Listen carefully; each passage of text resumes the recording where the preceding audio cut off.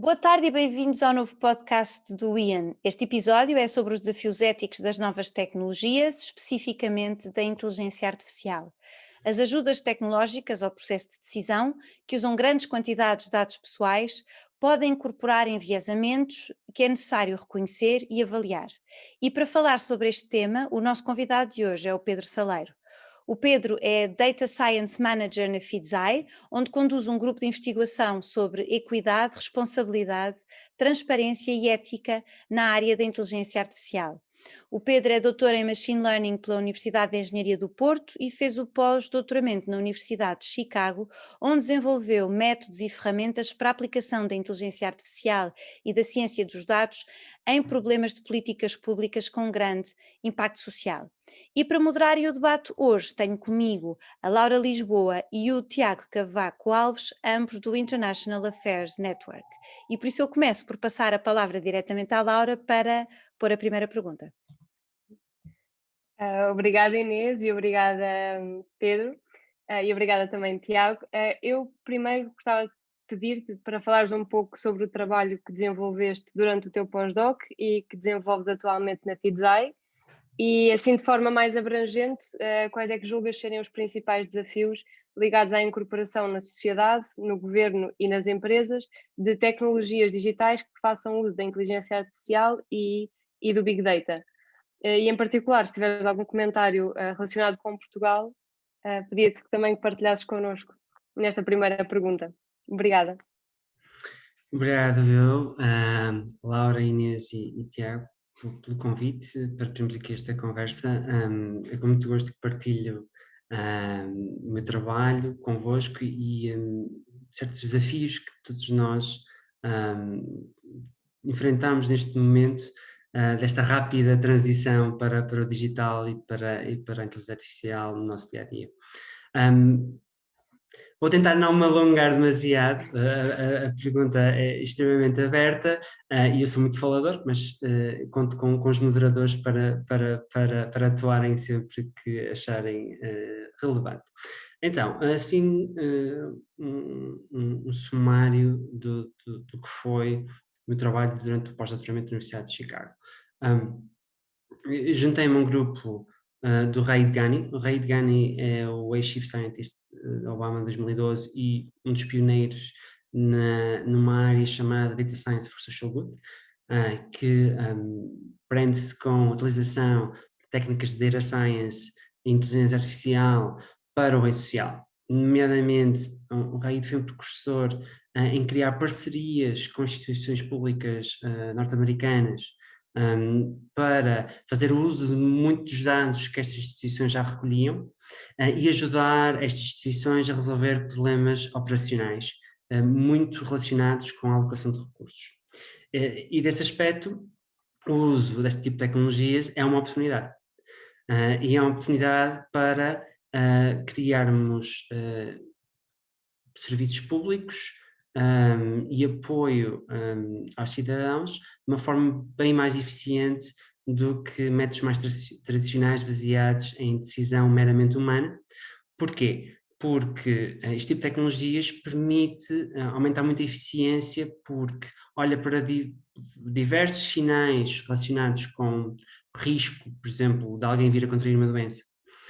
E como olha para muitos mais sinais e procura padrões de muitos casos históricos, consegue tornar este apoio à decisão muito mais eficiente. Porque imaginemos que temos $1 milhão para criar intervenções de apoio à prevenção de diabetes. Aliás, foi um dos projetos que eu trabalhei. Normalmente, há critérios que são definidos por especialistas, médicos, enfermeiros e outros relacionados com diabetes, e definem este tipo de critérios, como por exemplo associados à massa corporal, ao índice de massa corporal, à idade, de conjunto de fatores demográficos. O que acontece é que este tipo de critérios muito latos tem muitos erros e o que faz com que haja um custo de oportunidade no apoio nestas intervenções. porque para conseguirmos ajudar o maior número possível de pessoas que realmente estão em risco de desenvolver diabetes, vamos acabar por ter intervenções em conjunto de pessoas que afinal não estavam assim tão em risco. E o uso destes algoritmos e destes métodos permite, lá está, fazer com que a precisão destes métodos aumente imenso, o que faz com que para o mesmo orçamento de intervenções se consiga ajudar muitas mais pessoas em risco e aumentar, no fundo, a eficácia do objetivo, que é a redução do desenvolvimento de diabetes. Isto é só um exemplo. Também trabalhei em projetos relacionados com justiça criminal, em que o objetivo é ajudar pessoas em risco de virem a reincidir por questões, nomeadamente, normalmente, nos projetos que trabalhei, tem a ver com questões de saúde mental.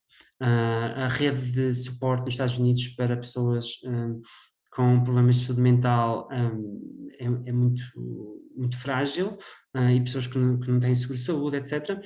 E muitas vezes acabam por ser a polícia a desempenhar este papel de mais social, de quando alguém tem uma crise e há algum tipo de altercação em público, a polícia, que acaba por fazer a única intervenção que tem ao seu dispor é deter as pessoas.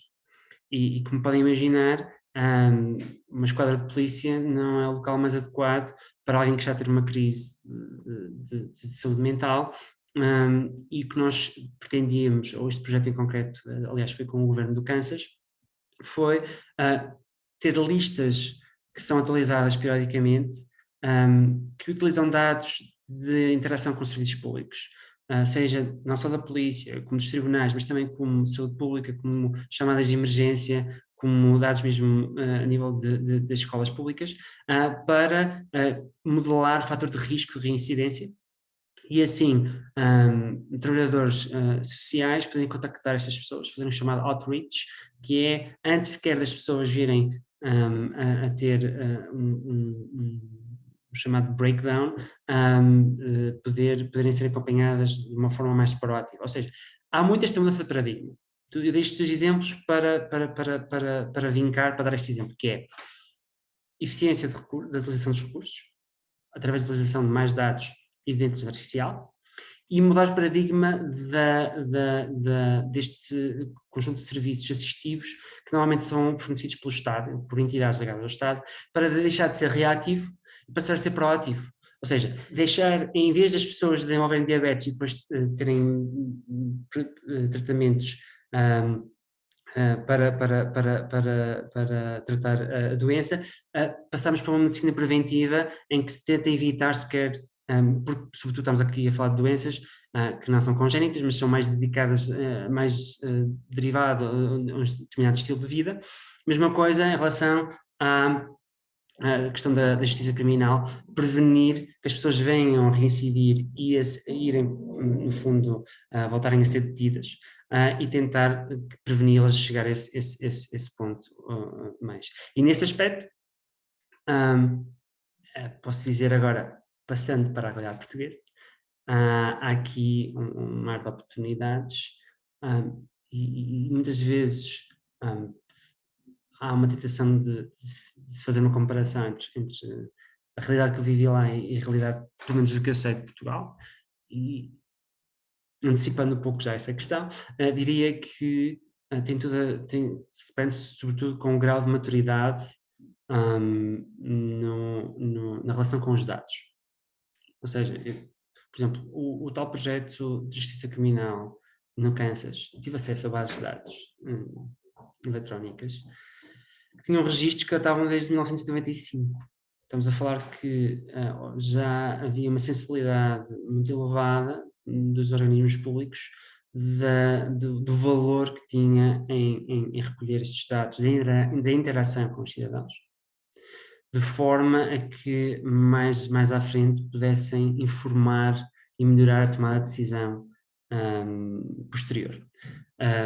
Diria que isso, e também sei, existe, por exemplo, em Portugal, uma associação recente chamada Data Science for Social Good Portugal, e conheço alguns elementos dessa organização, e que me dizem que, pronto, em termos de maturidade, quando interagem com determinada entidade pública, uma associação, um organismo, o tipo de intervenção que é feito, o tipo de projeto que é feito, ainda vai muito na parte de educar na recolha dos dados e como manter e como gerir os dados, e não tanto na tal etapa em que eu trabalhei nos Estados Unidos, que era já de, ok, temos aqui estes dados, como é que nós podemos operacionalizá-los e criar intervenções próprias para isso.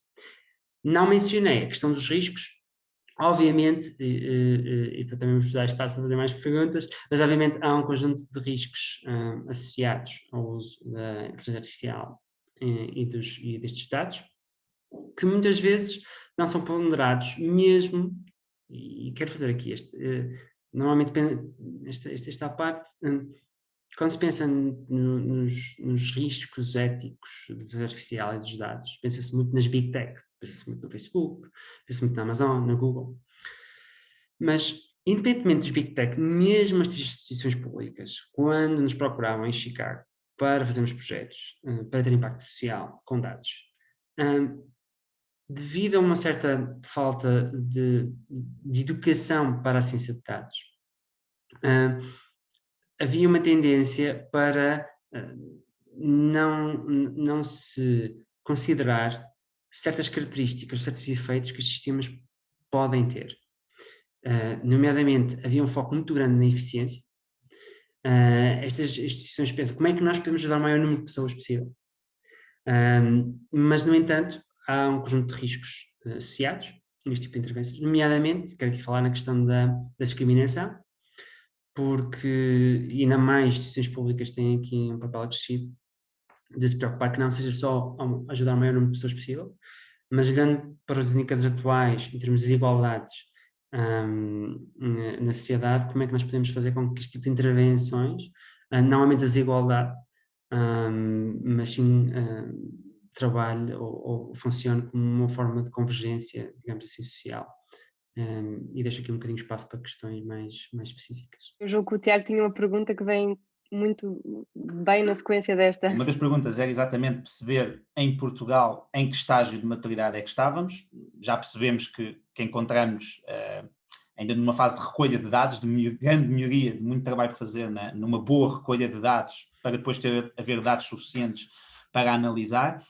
Uma das perguntas era, isto ocorre nas instituições públicas e também nas empresas, ou seja, a ideia que tem é que as empresas estão no mesmo estágio que as instituições públicas, talvez um bocadinho mais à frente, ou algumas mais à frente, outras mais atrás, e onde é que já é usada, digamos assim, de forma mais ou menos estável a inteligência artificial em processos. Eu li um artigo que escreveu no Observador há uns tempos, que dizia que nós já nos confrontamos com a inteligência artificial quando pedimos um crédito ou quando estamos cá num processo de recrutamento.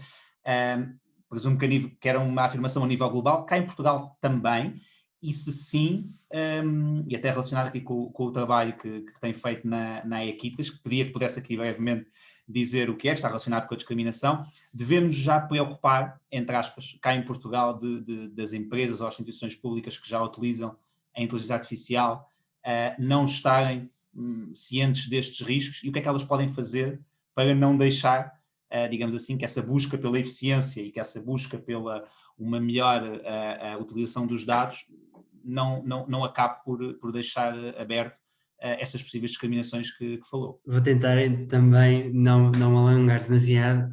Então, por partes, em relação ao estado de maturidade nas instituições públicas em Portugal, em relação aos dados, sim, penso que sim. Penso que, obviamente, há casos há algumas exceções. Por exemplo, há um projeto recente, muito interessante, do IFP com a nova Business School, que tentava prever o risco de desemprego de longa duração quando as pessoas se inscreviam no acesso ao subsídio de desemprego. Para quê? Para, consoante o risco da duração do desemprego, tentar, no fundo, direcionar as pessoas para um conjunto de programas que o IFP fornece de formação, de adaptação ao mercado de trabalho. Ou seja, havia um conjunto de intervenções que estavam associadas a essa previsão. Ou seja, um exemplo aqui é o IFP ter já uma base de dados considerável. e como FP pode haver outro tipo de instituições. Agora, acontece muito que nos Estados Unidos já passa que mesmo pequenas associações, pequenos grupos que financiam mesmo trabalho comunitário, já tinham essa camada de informatização e de recolha de dados digitais. Em Portugal parece-me que estamos de uma forma muito ainda a folha de cálculo que é muitas vezes tem em conversa tem um ponto de vista um bocado anedótico, muitas vezes folhas de cálculo que me partilharam, folhas de cálculo que são apagadas semanalmente e preenchidas do zero. E temos que pensar um pouco nessa rede, porque essa rede é a rede de instituições que contacta com os cidadãos e que está mesmo de perto, relaciona-se mesmo de perto com os problemas, os diferentes problemas que os cidadãos têm em Portugal. E penso que nesse sentido, e agora com o plano de resiliência, pode haver uma oportunidade de tentar equipar esse tipo de organizações com um tipo de maturidade e educação na recolha dos dados, infraestrutura. Ainda para mais diria que, para aqui uma ressalva um pouco mais técnica, hoje em dia ainda há um conjunto de ferramentas que ainda facilitam mais essa recolha de dados, que se calhar há 20 anos não existia. Ou seja, apesar de estarmos atrasados, podemos rapidamente fazer um catch-up, como se diz. Em relação às empresas, sem me alongar demasiado, há aqui todo efeitos que estão um pouco a montante, associados com esta, digamos assim, duas velocidades ou diferentes estágios entre o uso da inteligência artificial no setor privado e no setor público. O setor público está extremamente atrasado. Ao passo que empresas tecnológicas, sobretudo crise tecnológico e desenvolvimento do produto, como as chamadas startups tecnológicas em Portugal, o grau de maturidade já é muito diferente. E nesse sentido temos empresas em Portugal que desenvolvem produtos que são baseados em inteligência artificial e que são vendidos a terceiros, chamados business to business, que são vendidos a terceiros, e esses terceiros é que têm a recolha de dados e o produto, no fundo, consegue processar e criar valor aos dados destes terceiros. Ou seja, nesse sentido, penso que estamos em grande maturidade lá. Depois há aqui um conjunto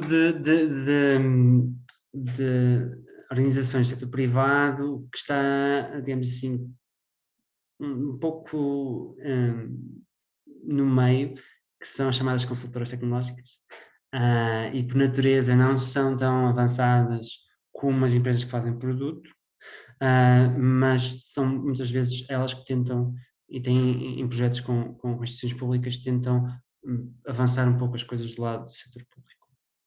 Em relação aos riscos, e mencionou a Equitas, penso que qualquer instituição que use sistemas de apoio à decisão deve ter algum mecanismo de auditoria para a discriminação que possa existir na sua aplicação. E aqui queria fazer uma ressalva. Apoio à decisão pode ser meramente baseado em especialistas humanos, seja médicos, seja juízes. Uma cultura de auditoria para a discriminação é claramente o primeiro passo para tentarmos mitigar algum risco que possa existir ou alguma prática que de uma forma inconsciente possa ser enviesada.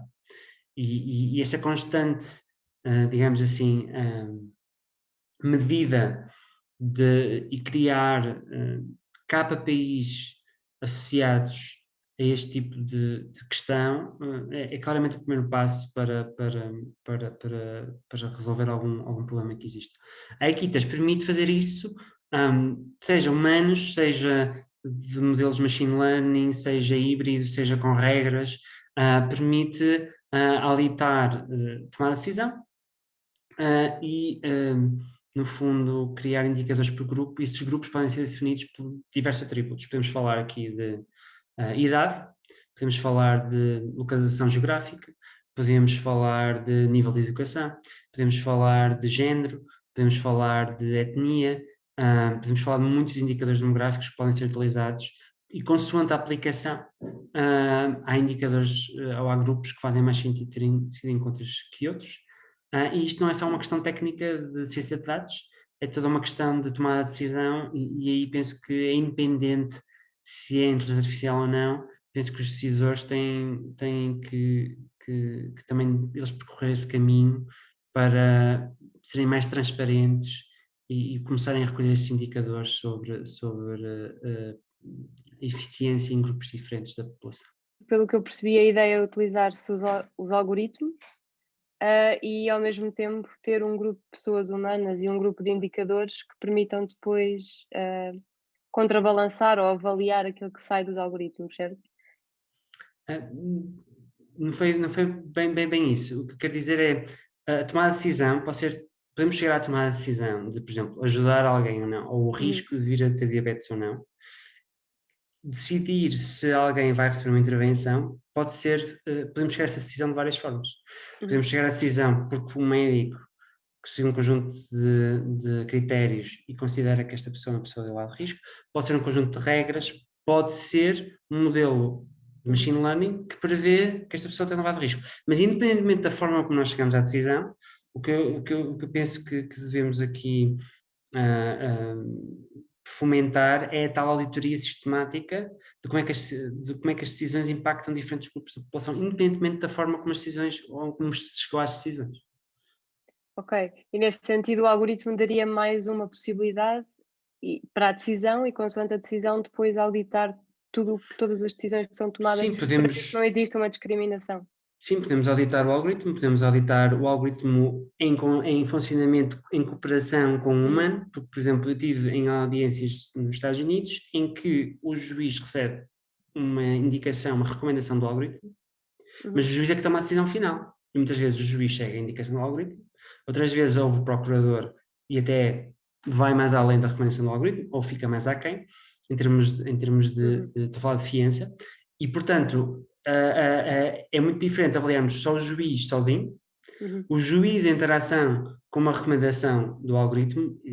Há aqui digamos, diferentes tonalidades de complexidade que devem ser tidas em consideração e muitas vezes há um apressar, uma precipitação de vamos auditar o algoritmo. Não, temos que auditar o sistema.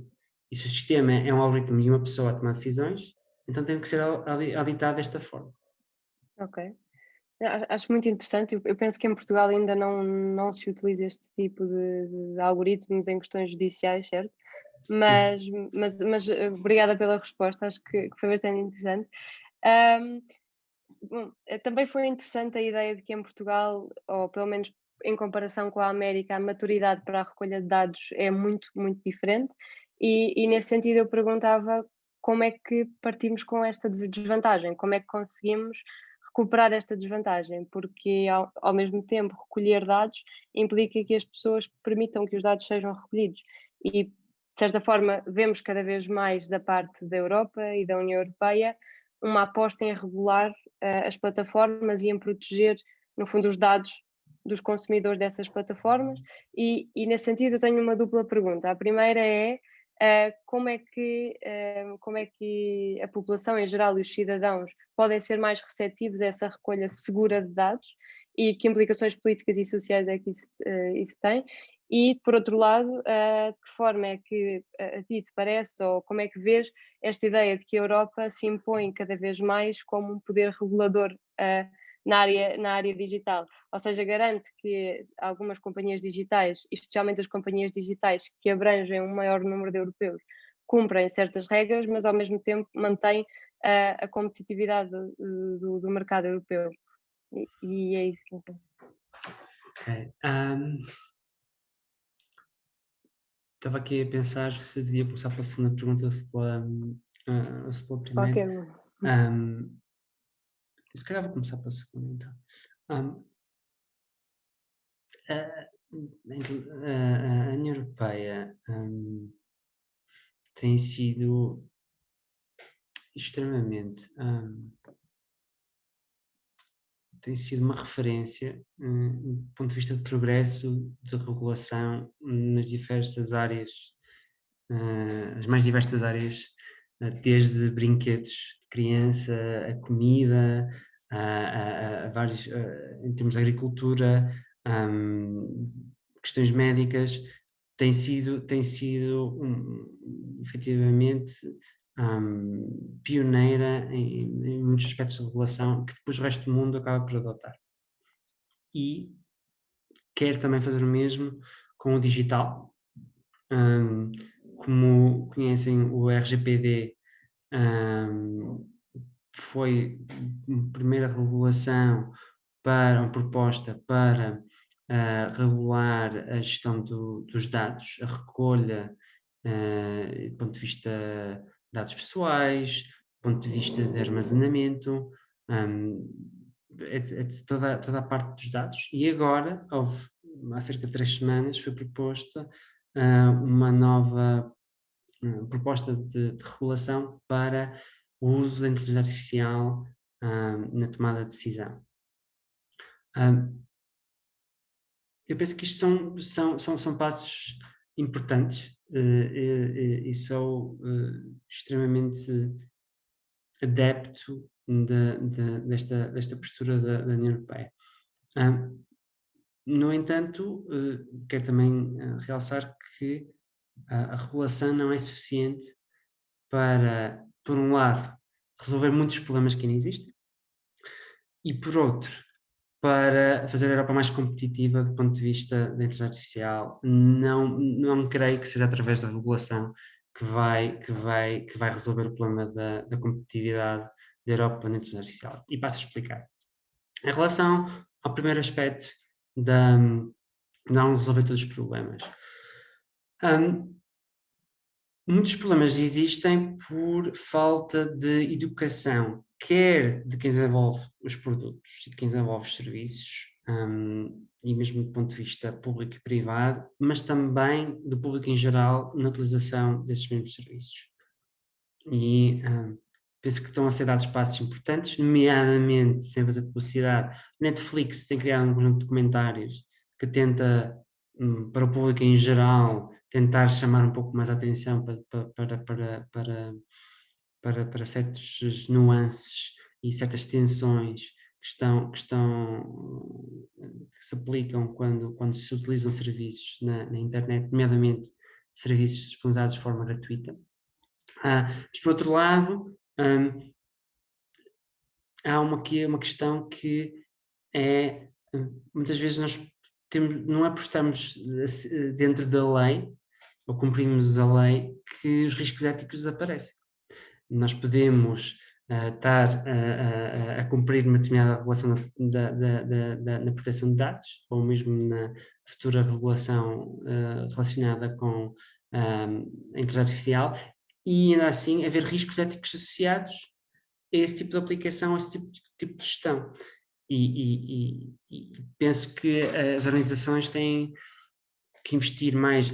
Obviamente, organizações de determinado tamanho têm mais capacidade para terem suas próprias equipas de gestão de risco e legal, aspectos legais e de aspectos éticos associados, mas também as empresas mais pequenas também devem educar-se mais na gestão desses próprios riscos. E congratulo-me, ainda há pouco tempo tive acesso a uma proposta do Reino Unido, e também podemos vir a falar sobre a dinâmica que introduz o Brexit na regulação também. O próprio Reino Unido tem, uma parte aqui, o próprio Reino Unido tem o seu próprio regulamento da proteção de dados, gestão de proteção de dados, e também agora quer ter a sua própria proposta de regulação para o uso da inteligência artificial. Tive acesso à proposta inicial e foca-se muito na questão da educação e da formação dos intervenientes sobre os riscos éticos. Parece-me que é fundamental essa parte da educação. Porque, apesar de tudo, a tecnologia não é muito recente e o uso ubíquo e generalizado da tecnologia é algo que, e mesmo a recolha de dados, é algo que sobretudo começou de maneira assim mais com maior evidência quando da introdução dos smartphones. E portanto, estava aqui a dizer que não é suficiente essa regulação para a gestão dos riscos associados. Ainda há mais que tem que ser feito, e esse caminho tem que ser percorrido não só pelo Estado ou pelos Estados, mas também pelas organizações, para preencher esse gap através de mais formação, por exemplo. Em relação à parte da competitividade, penso e não sendo especialista, penso que toda a questão da forma como a União Europeia tem gerido a investigação e desenvolvimento, quer a nível de projetos europeus, quer a nível de financiamento e condições para as empresas, do ponto de vista de novas empresas na inteligência artificial, é uma estratégia que tem sido parca e estamos com um atraso significativo em relação à China e aos Estados Unidos, e não é pela regulação que vão, ou seja, é preciso também atacar esse aspecto. A vice-presidente Vestager já mostrou várias vezes o interesse no mercado europeu dos dados, tem assim algumas ideias, mas parece que ainda mais tem que ser feito do ponto de vista mesmo concretizável, mesmo em termos de capital. E para a inovação também. E as universidades europeias estão a ficar extremamente para trás em relação às universidades americanas e chinesas, e há todo aqui um problema que é complexo e que não consigo com certeza expor aqui nesta conversa só nessa pergunta. Em relação à questão das pessoas, voltando agora um passo atrás, a questão das pessoas serem informadas na partilha ou não dos dados. Mais uma vez, penso que muitas vezes faz a confusão de as Big Tech, o Facebook e o Google, e o que é eu ir a um hospital e assinar um consentimento de partilha de dados e o hospital vir utilizar esses dados da minha consulta ou da minha visita ao hospital para mais tarde vir a fazer previsões usando os meus dados. E aí também há uma falta de transparência muito evidente. E há uma relação binária muito desigual entre o consumidor e quem fornece os serviços, porque eu muitas vezes não tenho a opção de dizer eu aceito partilhar estes dados para isto, estes dados para aquilo e em troca tenho isto. Não, a relação é completamente binária, ou eu dou consentimento à utilização dos meus dados ou eu não tenho acesso aos serviços, e espero que no futuro haja aqui novos tipos de regulação, digamos assim, desta relação, em que permita ao consumidor, ou ao utilizador, não quero chamar-se ao consumidor para ser paciente, a controlar coisas como do género. Eu aceito que o meu hospital, o meu médico de família, me dê recomendações sobre o meu estilo de vida para prevenir o meu risco de diabetes, e em troca partilho os meus dados dos meus sinais vitais, o meu peso, etc., que são recolhidos em cada consulta. Se houver esse tipo de relação, se for explícito, eu consigo dizer que estou a ser este serviço, em troca estou a dar isto. O que não pode acontecer é, eu não vou ser negado a qualidade dos serviços normais só porque me recuso a dar os meus dados. Aqui é uma questão muito difícil de tratar e neste momento, para não falar, e já termino, para não falar em relação aos websites online. Hoje em dia, basicamente, o que o GDPR veio trazer foi um conjunto de pop-ups que nós temos que clicar, aceitar ou rolar, aceitar. Mas do ponto de vista da relação com o fornecedor de serviços continua praticamente igual. Mais uma vez, eu tenho esta relação binária desigual, que eu tenho que aceitar fornecer o tracking e dados sobre a minha utilização para aceder ao conteúdo. E mais uma vez, acho que infelizmente a regulação ficou aquém, porque podiam-se ter criado mecanismos de transparência para a pessoa perceber perfeitamente que acede a este conteúdo, fornece estes dados, acede àquele, fornece estes dados, e permitir ter várias hipóteses de aceder aos dados. Eu posso fornecer esta informação, posso pagar 50 cêntimos para ter acesso ao artigo. Faltam estes mecanismos de nivelar um pouco mais a relação. Ok, obrigado, Pedro. Tinha aqui uma pergunta que acho que liga muito com esta imagem que nos está a dar sobre o que é que poderia ser um mundo ideal nestes consentimentos. Mas uma coisa que, não sei, estou a imaginar eu a ir à minha última consulta e a apresentarem-me todas essas possibilidades. E eu, e provavelmente a Laura, e o Pedro, e a Inês, e muita gente dos nossos amigos e se calhar da nossa geração, iria conseguir responder e ter, mas se calhar uma grande fatia da população, isto parece aqui de uma complexidade muito grande. E aproveitava isto para ligar aqui com o nível das competências digitais da população portuguesa. Qual é a sua opinião em relação a isso? Nós tivemos aqui a fazer produzimos aqui um documento em que não tocámos em tudo, mas uma das coisas que nos apercebemos é que, às vezes, mesmo existindo a oferta digital, seja ela de instituições públicas ou de empresas, a fraca competência digital de uma boa parte da população portuguesa faz com que essa oferta digital não seja usada. E aqui o que estava a dizer, portanto, se fosse tão complexo estes consentimentos, se calhar também havia uma parte da população que ia olhar e não ia perceber ou não ia, digamos assim, aderir. Generalizando a pergunta, qual é o status, na sua opinião, das competências digitais portuguesas e o que é que ainda temos de trabalhar, não é? Para depois podermos então ter esta complexidade maior, digamos assim, na tal relação do consumidor ou paciente com a digitalização dos serviços. Tiago, eu vou começar por fazer aqui uma observação que Tiago, durante a colocar a questão, referiu à dificuldade de se poder colocar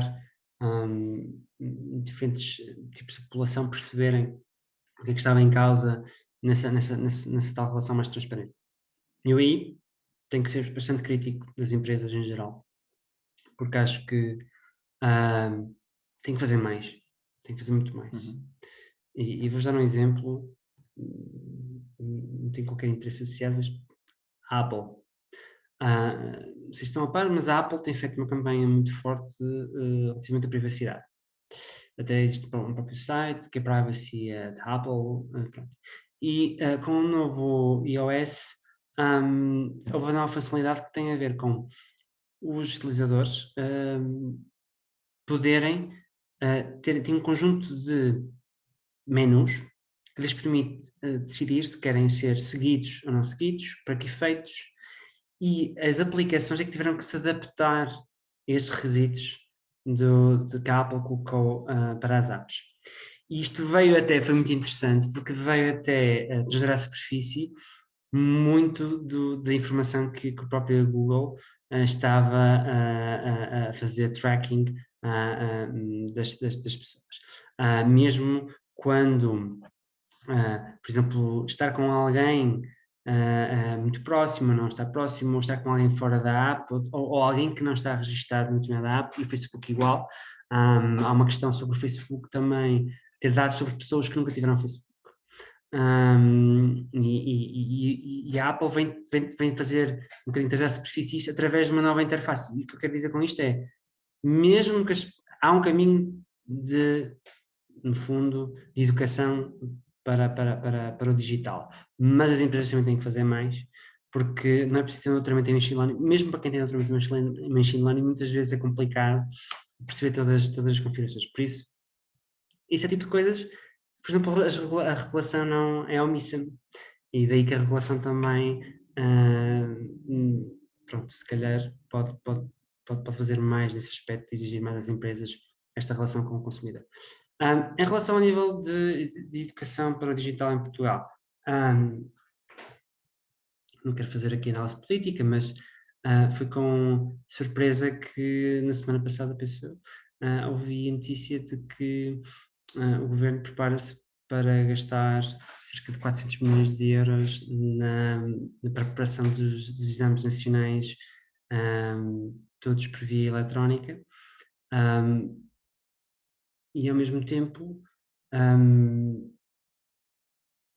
posso também dizer que por acaso ontem reparei que houve uma peça qualquer na televisão sobre burlas da MBWay. E quando as pessoas muitas vezes por falta de informação não conseguem usar estes novos serviços. Penso que há muito a fazer, óbvio, mas também queria dar aqui um comentário importante, que não é só em Portugal, acho que é a nível mundial. Acho que nesse aspecto não creio que haja assim uma disparidade tão grande mesmo, por exemplo, em relação aos Estados Unidos.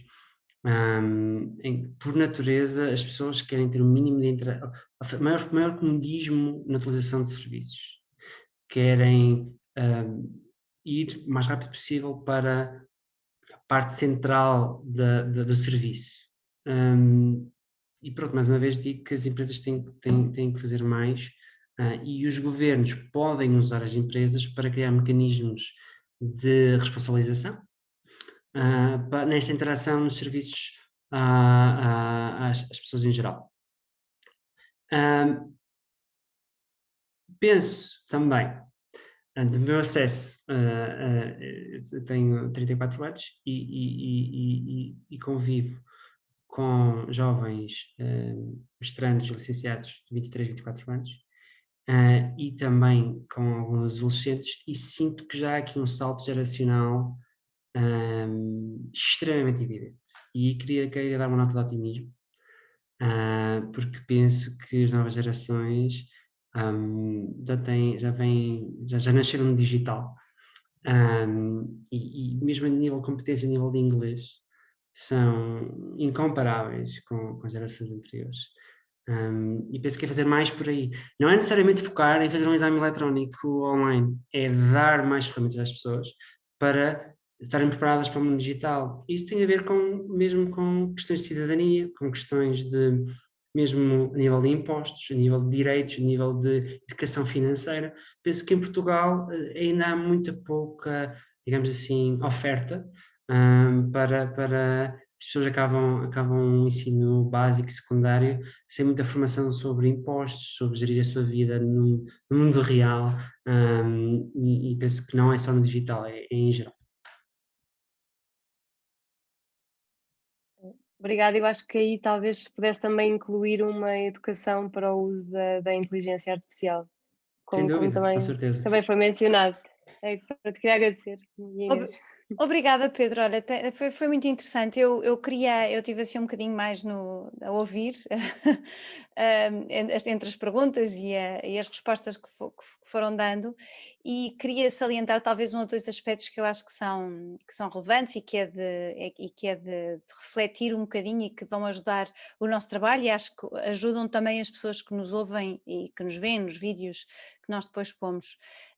E eu salientaria talvez dois ou três aspectos. Em primeiro lugar, acho que é óbvio e que é uma coisa que se fala pouco, não é? Fala-se muito da inteligência artificial e dos dados porque é útil para as empresas, ou fala-se muito dos riscos que também podem existir dos dados, mas o que tu trouxeste aqui hoje foi também uma espécie de visão sobre o que pode ser a utilização dos dados para o bem, para o bem comum, e eu acho que isso é importante também ter essa atenção. No fundo, os dados são instrumentos, não é? E é preciso cuidar na utilização, como é preciso cuidar na utilização de todos os instrumentos que o ser humano tem à sua disposição, mas que podem ser utilizados de uma forma que seja positiva para o bem individual de cada pessoa e para o bem comum. Portanto, acho que isso é um aspecto a salientar. Depois, salientar também o que tu referiste sobre a responsabilidade não só dos Estados de enquadrarem a utilização de dados e as melhorias que podem ser feitas ao RGPD e a outras diretivas e outra legislação que tem sido feita para o tratamento dos dados, mas o papel que tu achas que também as empresas devem ter, um bocadinho no âmbito da sua responsabilidade social, no sentido de tornarem mais transparente para que é que utilizam os dados, eventualmente até fazer separação sobre os dados que usam e para quê, e as pessoas poderem ter, enfim, acessos diferentes a coisas diferentes conforme os dados que estão disponíveis, que se disponibilizam a dar. E por fim, uma nota para dizer que achei que realmente esta conversa foi muito interessante. Acho que vai ter mais debate. Acho que esta questão da inteligência artificial de facto vai se pôr com grande veemência, em especial em Portugal, e eu acho que tu também salientaste esse ponto, o facto de nós estarmos um bocadinho atrasados a nível de recolha de dados. É uma coisa que não é só nos dados de inteligência artificial, até no que diz respeito eu acho que a compreensão das pessoas sobre o que é que são dados pessoais, o que é que são dados, porque é que é importante tê-los, não tê-los, como é que se pode dar, todos esses aspectos de educação quase cívica que tu salientaste muito bem. Pronto, para já que ainda estamos um bocadinho atrasados nessa recolha, e depois que ainda falta um grande caminho no papel da educação da digitalização. Há um papel muito importante para se perceber para que servem os dados e quando é que devemos dá-los, quais são os riscos que podem ter, mas também quais são as vantagens que podem ter. Portanto, acho que foi muito interessante este debate. Muito obrigada ao Pedro por ter-se disponibilizado para estar aqui connosco hoje a falar sobre isto. Obrigadíssima à Laura e ao Tiago, que fizeram aqui todo o trabalho de fundo do lado do Ian para prepararem este debate e porem as perguntas. E boa tarde a todos e muito obrigada então.